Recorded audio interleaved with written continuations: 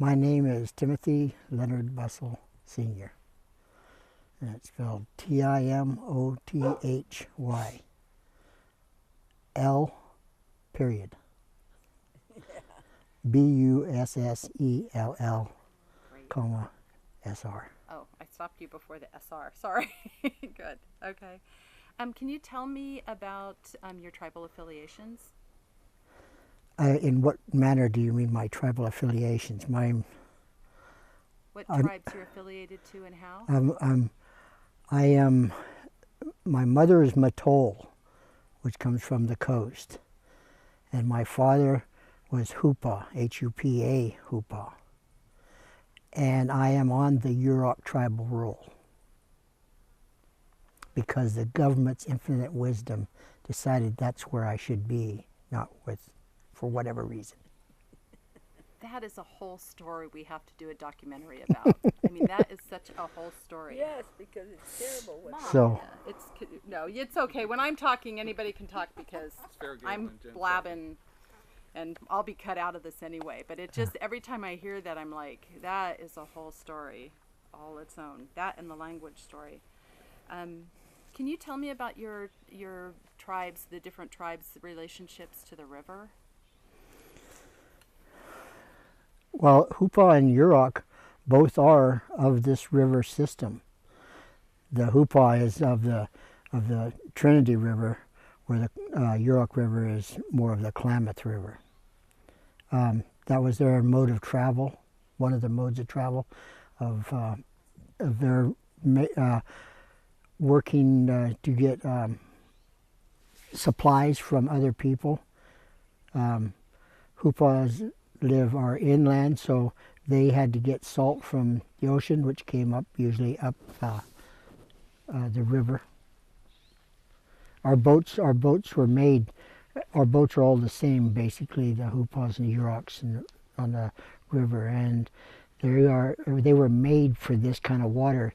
They were a normal boat. You couldn't oar up a riffle. The boats that we had were so low water, they drafted so low that they went up over all kinds of things.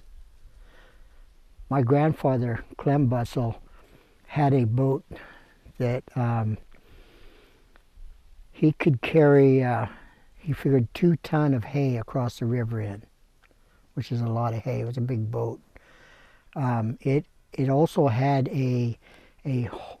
they have different positions in the boat, different places for your feet. There's a heart and a lungs and everything. It's a living thing, this boat. Well, there was a place for a mast in there too, for a sail. Somebody turned it loose one night, as far as we know, and it floated down the river and never did see or hear of it again.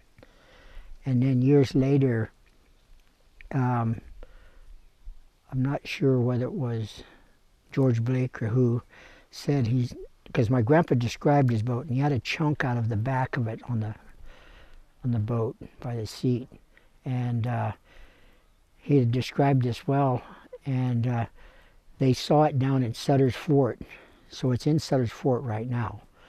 How they got it, somebody at the mouth had evidently got the boat and they sold it. And so we have no claim to it, other than we know about that it was my grandfather's boat.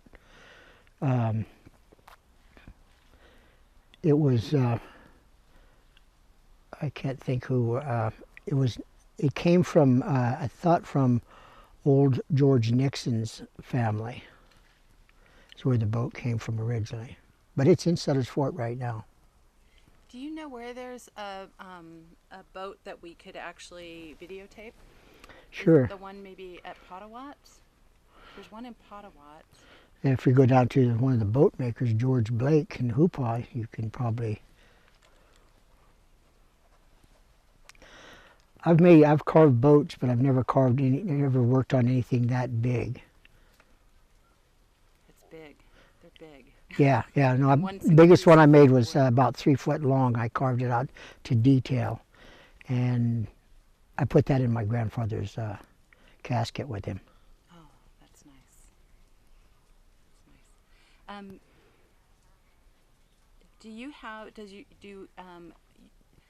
I guess one of the questions I want to ask, this is something that I've heard, and I don't know if it is correct, that Yurok means upriver, and that Yurok means downriver, and Kaduk means upriver. I've heard the same things. My brother has a better knowledge of these, and I'll leave that to him to explain. That sounds fine. Okay. Do you know if your tribes have flood stories that are like creation stories or any stories about floods that are told and passed down? I don't. Okay. That's another thing for my brother to expound on. Sure, I have these questions for everybody, so I'll be sure to come back to those. Can you describe where you were living during the flood? Right here. Only the house was different. It was the old house we had, which burnt down later. But yeah, no, I lived right here. We were born and raised right here. Well, I was born in Eureka, so I was momentarily out of here. And how old were you during the flood? I guess I'd be about 13. And can you describe how this particular area was affected by the flood? I guess it was isolation, more isolated than it is when we were growing up. It was pretty isolated then. I mean, all the roads here were dirt roads that we had clear to the highway. You could walk from here clear to the highway, which is about 3 miles, 2.5 miles, and never see a car, never see another person. So now there's people come up and down the road, but during the flood, it was even less so, because there was no roads in or out of the area from Hawkins Bar. Beyond Hawkins Bar, the road was out Pony Creek, and Willow Creek was washed clear out, where the road goes to Berry Summit to Eureka, and the road to Hoopaw was very non-existent. Yeah, I've heard that over 100 houses were lost in Hoopaw during the flood. There was a lot of houses. Couldn't tell you the fact of how many houses were lost. And I don't know the geographic, how they're determining what they consider Hoopaw. It was a newspaper report that I read, so it could be that it was a wider area than what people now consider. Other than right in the valley floor, yeah. Right. Hoopaw's so often categorized as this whole area when it comes to crime or anything else, it seems like. Over the hill could be Hoopaw. Everything happens in Hoopaw. Huh. Okay. Let's see. So tell about your experience when you went into Willow Creek, because it sounded like you went in with it was your uncle and your father? No, I was spending the night over at my grandfather's ranch with my uncle, because my grandparents were in Smith River, Crescent City, which they got trapped up there during the flood. And and I don't know, it was what had happened. My uncle got called. He went somewhere during the night when the flood was at its highest water peak, and I had decided, I took a flashlight and decided to go down in the garden and see where the water was at in the middle of the night.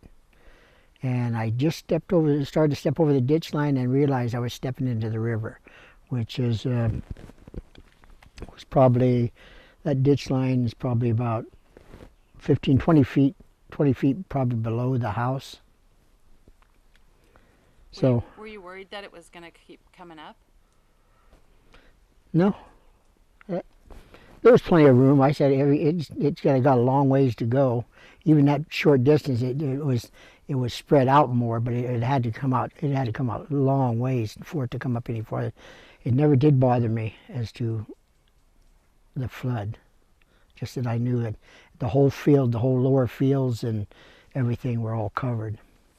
Were you worried because you were basically home alone, just like the movie, right? Because you were No. yourself? No? We were, I don't know, I never was raised as to be afraid because we were home alone. self-sufficient, I guess. What sorts of things do you remember that happened to friends and family? What sort of stories do you have to tell about that time? Well, we were pretty much isolated, but there was a few, I say comical incidents, and one was with my uncle, and he was working up there on Pony Creek where the road was washed out, and he was cutting fallen trees and everything else to minimize the damage that was being done. The creek was washed out and everything, and they were dumping car bodies in the creek part there to try and solidify or make it solid enough to get something going across there. And somehow a reporter came across from Junction City, and he was on the other side and over there, and he said, "Oh my God, what happened here? When did these cars go in?" And of course my uncle said, "Oh, they just went in this morning." Oh, and he left it at that. Kind of Indian humor too.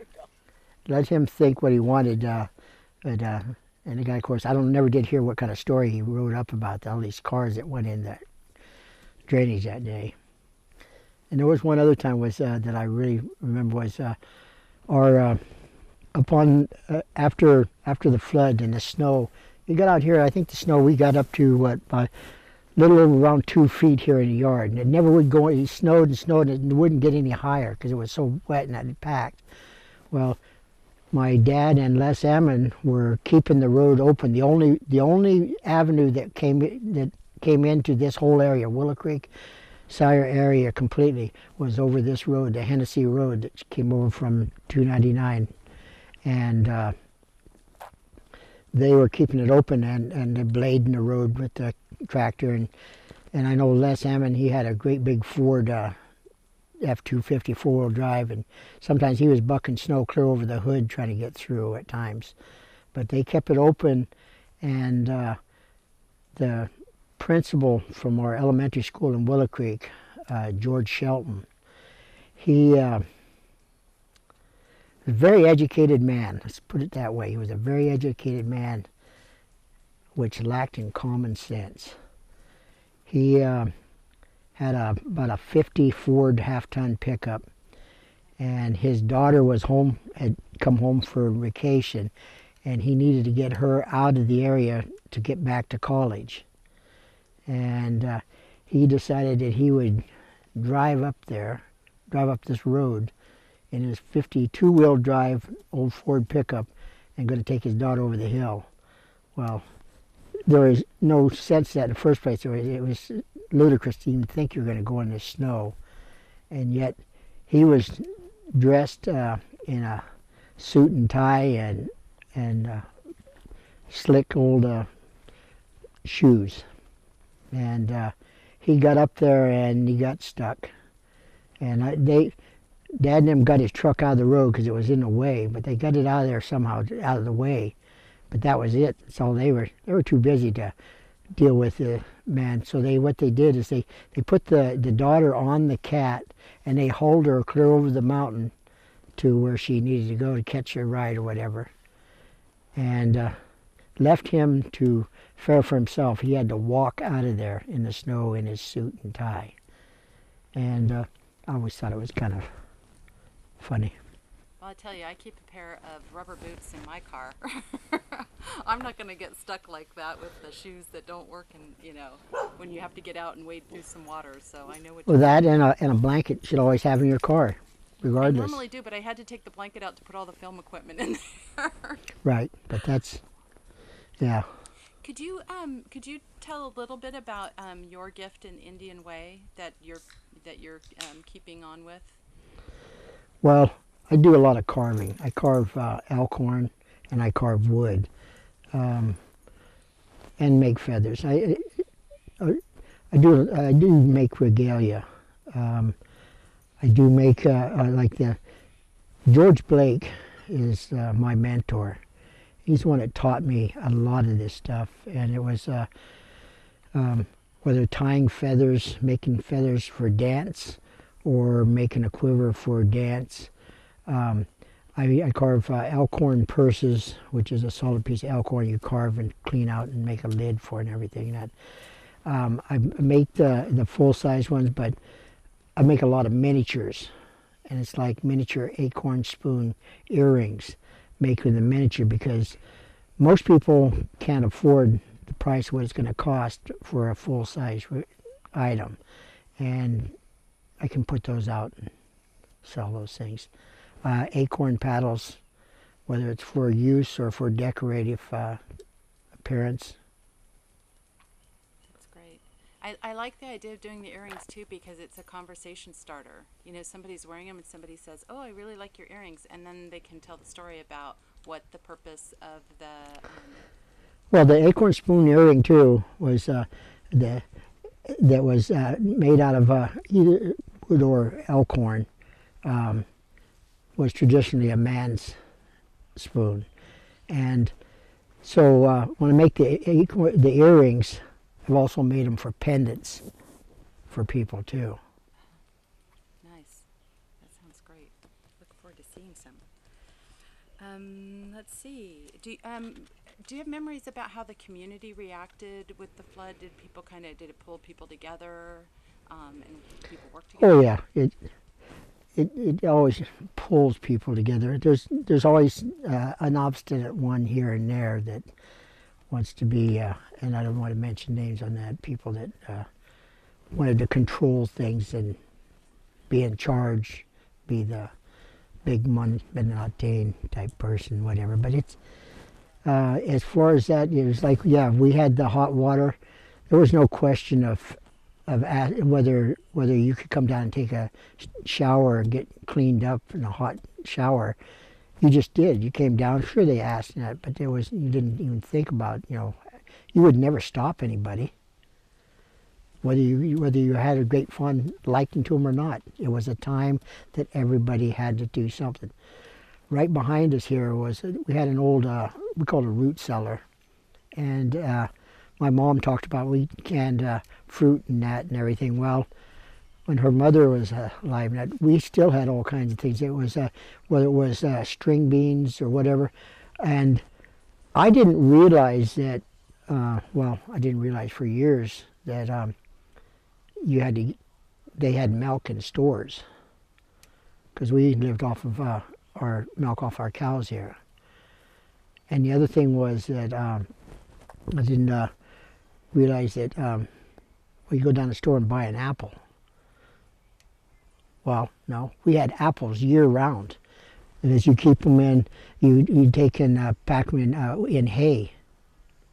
And they preserve themselves and keep themselves from, as long as the air's moving around, they don't rot on you. So we had apples and fruit and that besides for a lot of times. And you always had squash laying down in there, the winter squash. When the flood hit here, we, especially as kids, we didn't have anything to think about or worry about. No electricity.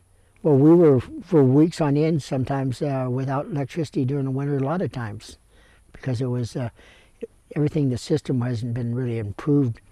I think when they had electricity first year was back in early 50.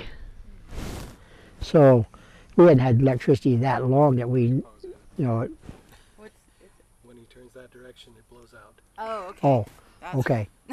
Sorry. Sorry about that. Okay. That's right. But anyhow, that it was like what do they old saying? Say Life of Riley. I mean, we had it as kids. It was just get up and get your food. Somebody fix you breakfast and everything, and somebody was always there to fix you lunch and always to fix you dinner. And other than that, we were mainly to stay out of our parents' hair and stay out of the way of everything and go play. And playing wasn't just in this yard here. This whole mountain, this whole area was our playground.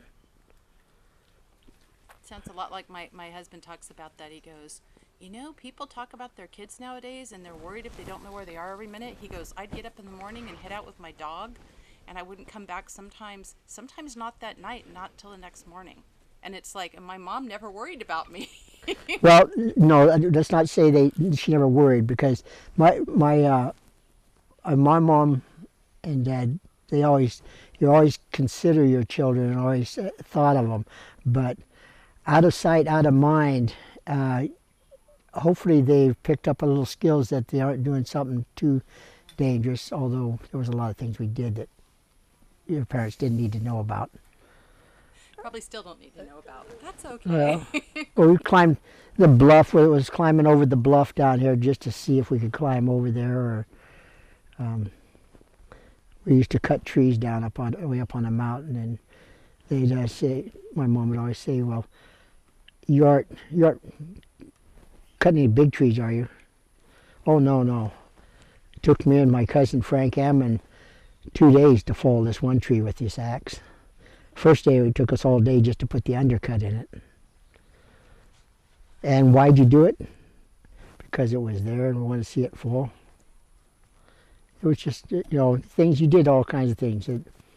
But we played during the flood. It was we played. Learned card games. We knew all kinds of card games, and board games. We had played pretty much so like that. Do you have memories about it being Christmas and not having what you maybe normally got, the way that you normally had Christmas, or do you have any memories about that?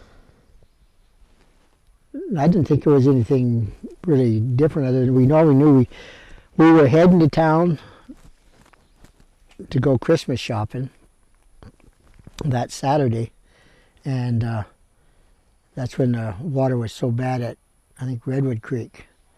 It got so bad that we turned around and came home. Said, "Well, we'll go Monday." Well, Monday came and there was nothing going on then. The flood had hit, but I didn't think anything of it. I mean, it wasn't a sit and be sad that didn't have. Christmas was Christmas, and I mean, you wanted presents and everything, and if you got them, you got them, and if you didn't, you didn't. It was not something to moan around about. Yeah. The biggest Christmas present probably was we were out of school for over a month. I've heard that from a lot of people who were young during the flood. That was a good time for them. So let's see, any more questions?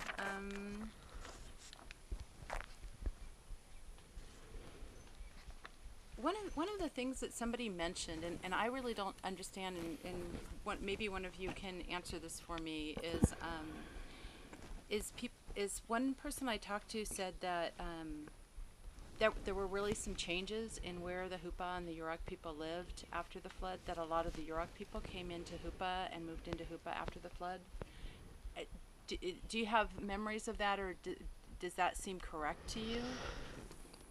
Well, it only stands to reason. There's a lot of people that the Hoopa and the Yurok people live on the river.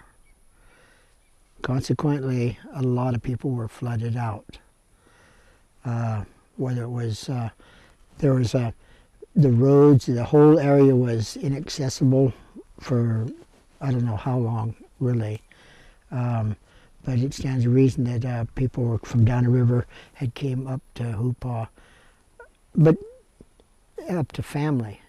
The Hoopa and Yurok, they have their own dispute in this world at this time, which came from the government, which separated them big time. But they're also interrelated. So a lot of the families from the Yurok tribe came up to families that lived in Hoopa because they had more readily available access to supplies and stuff that came in to the area after the flood. That makes sense. Let's see. See, way back, and this is kind of off the flood time, but it was like this road system that was put in from Sire to Cedar Flat or so. My mom's dad was the superintendent on that. The road from Witchbeck to Orleans was, Pause. huh? We got some trouble. It's just a little bit rubbing, and it's. Yeah, just move it down the shirt, like down on the front of his shirt. Sorry about That happens sometimes. Wait, I would pull it way down because I think it's going to keep happening if you don't put it way down. Not here. Yeah, I think that should work. Yeah. Might as well put it over your shoulder. Next time I'll do that. Just pull this from the sleeve. There you go. That should do. I think that'll do it. Yeah, probably because I don't have any neck. Okay. But okay, we're getting back in from Witchpeck to Orleans was put in by my mom's Brother-in-law. brother-in-law. Yep. Father's brother-in-law. Yep.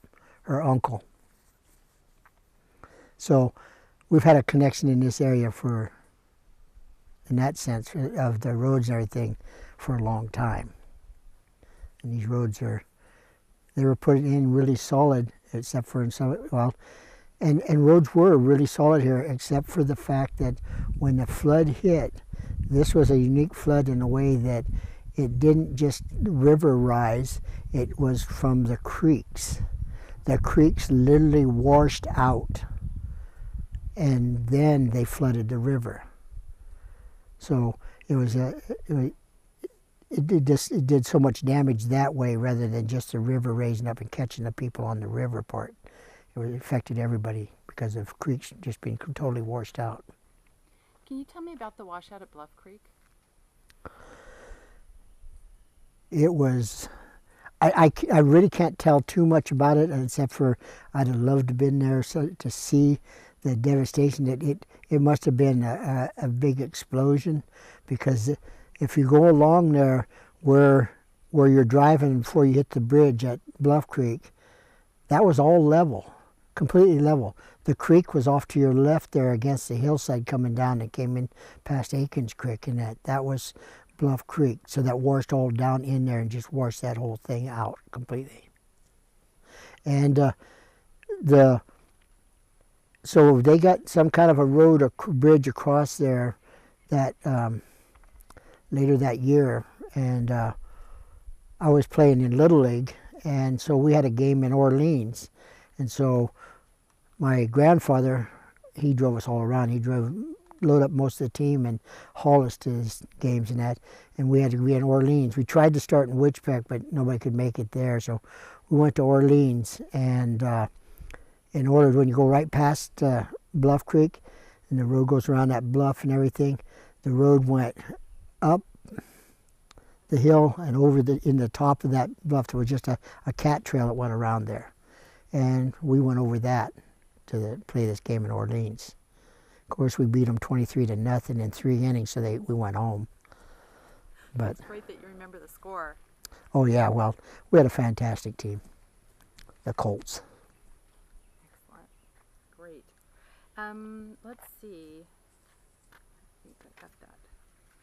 So what, you heard me ask the question about, people who work with their hands and problem solving all the time, probably better to adapt to circumstances during the flood. And what are your thoughts about that? Definitely. I've always said that. Well, problem solving is people who love math or do good in math are usually good problem solvers in real life. Working with your hands, and people of the community, the area we come from, the ruralness that we were raised in, we had our own. We had bees. We had our own honey. We had hot boxes so that you had different vegetables and stuff growing at different times of the year. And then you preserved a lot and put a lot of stuff up. There was no such thing. If you went to the store every day, it was just because you felt like going down there. But I can't see anybody of our family ever going to the store every day for any reason. We had enough supplies that it's just like at my house today. If I was needing to survive, I could survive for a month or two on the supplies I have at my home. You might get tired of some of the food, but you sure wouldn't starve. And we didn't then. That's why a lot of the people up here were able to make do. You get fresh, they'd bring in the fresh milk or butter or stuff like that that you needed. But as far as having the regular staples, most families, especially the people up on South Fork here or in Sire, up on Sire Heights, they all had food at their house. It was more like what my mom was saying about the individual people that came into the area that weren't ready. They'd live in an apartment or a little house, but they weren't ready for storing food. They were used to moving on or moving through, working for the lumber companies or whatever, and then moving on. They didn't have a real solid basis.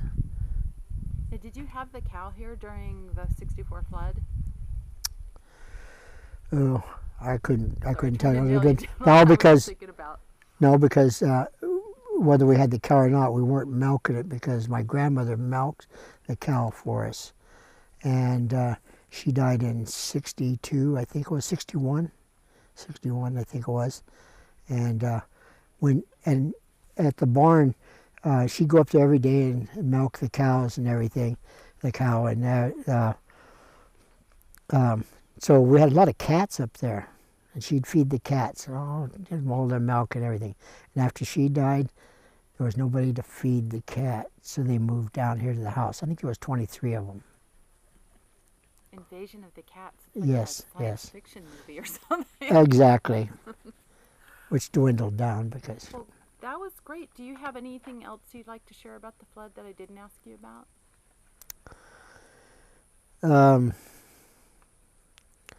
I don't know.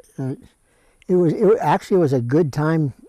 I remember when I came when Mom came pick me up, and then we picked stuff out of the freezer at my grandpa's. My Uncle Mush, he had a great big round roll of cheese. I don't know where he's like a big mouse or something. He always got these deals. Anyhow, it was too big to bring back, so we just took a big chunk of it. Of course, cheese doesn't go bad anyhow, really. And I remember coming over, and then we were sitting up there and trying to get back over that. I guess it's Bloody Nose Creek that where my dad and them were trying to open it up. They were still trying to open it up, and I remember seeing my dad going. Where was he at? And somebody said, oh, he's down inside. He came in from the bottom side. They were trying to free up out of the road, go way back up under the culvert there, because it was big enough to walk in. They were trying to open it up, unjam it, and it was crazy. They had a rope tied around him in case he got washed out. Well, that stuff would have hit him would have been so tremendous. Anyhow, he came back out and I remember seeing him with the rope tied on him, and it was just a little. He said it was starting to move or something. Pretty soon, it started to it gushed out, and then we went on home. And then when you get up to where where Stockton store is on this end, up on the top there of town. When you go past Buddy's, and you're coming this way, and at the end of that strip is a road that goes up the hill right there. There was an old store right there, Stockton store, grocery market. And you had to go up that road, and then you went up, and then you were able to cross the creek up there because the lower part was completely gone. The creek had taken the whole road, but they made a place to get across there and came over there by BB's, I think it was. And so then that whole road where you go down into by the Gamby's Hill, that big straight stretch that comes down the hill, they have some kind of cottages or something they call it now. I don't know what it was. Anyhow, that was just a road down there. Then that's all fill in there. Fill from after the '64 flood? Yep. Okay. And we used to, and my cousin, she had a place right below it on the left side down at the bottom. She rented her and her husband, and I remember it was all fresh mud, and we used to get cardboards and stuff and slide down that hill to her yard. You know, one of the things that kind of has come up for a lot of the interviews too is that some of the places that were underwater have now been built up with buildings, and you know, what happens if this happens again? Because some of these places are built right in those areas. Are built in the 100-year floodplains, yes. The one, in my grandfather's field, my aunt sold her property after my grandparents died, under my dad's grandparents, his parents died. They divided it all up, and my aunt got a piece there, and one of my aunts, and then she sold it. And she actually built in the floodplain too, because I remember going down to the old barn, and the flood came clear up to the old barn. Well, she put her house just below that, and then when she sold out, to this other guy and two people after, I guess, another person after that. There's a great big, looked like a mansion type house way down in the field, and it's right in the floodplain. It's just completely. And I don't know how they got away with it, because Humboldt County Planning Commission, this one lady said, they said, no, it's in the floodplain. This lady said, she reported that it wasn't in the floodplain. Well, it was, because I was there and I seen that whole thing. I know where the water was, and it was covered. So some of these people built in these places because they had money, and that enticed our political system to go ahead and allow them, I guess, for the money. It'll never happen for another 100 years. Well, I guess another 50 years. Well, yeah, really.